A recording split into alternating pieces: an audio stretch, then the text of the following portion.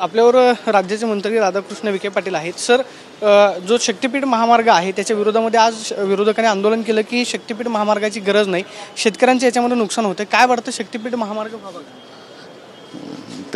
त्या संदर्भामध्ये आत्ताच वरच्या सभागृहामध्ये विस्तारानं माननीय मुख्यमंत्र्यांनी निवेदन केलेलं आहे. मला वाटतं त्याच्यात सरकारी भूमिका ती स्पष्ट झालेली आहे. मात्र याच्यामध्ये शेतकऱ्यांचं नुकसान होईल अशा पद्धतीची ओरड केली जाते. तुम्हाला वाटतं किंवा त्याचा तो राज्याच्या किंवा त्या संपूर्ण शक्तीपीठामध्ये येणाऱ्या सगळ्या जिल्ह्यांचा सर्वांगीण विकास होतो आहे.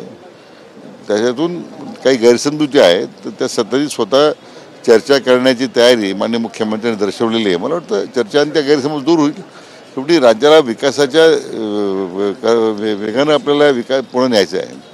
त्यामुळे गैरसमज असतील ते आपल्याला बसूनच दूर करता येतील आणि त्याच्या प्रकारचं आश्वासन माननीय मुख्यमंत्र्यांनी त्या विधान परिषद दिलेलं आहे. पाण्याच्या संदर्भामध्ये रोहित पवारांनी तुमची भेट घेतली, नक्की प्रश्न काय आहे त्या संदर्भात, कधीपर्यंत निर्णय अपेक्षित आहे किंवा नाही? आता काही कालव्यांची आवर्तनं सुरू असतात, त्यामुळे आता काही आवर्तनामध्ये पाण्याचं कधी कधी कमी जास्त होत राहतं, गेज कमी होतात.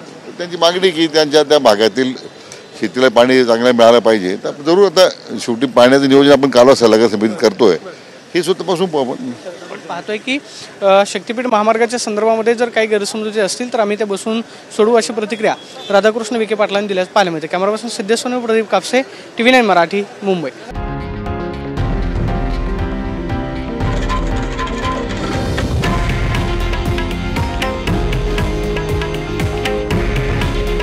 हे आहे देशातील नंबर 1 न्यूज नेटवर्क आणि आपण पाहत आहात TV9 मराठी.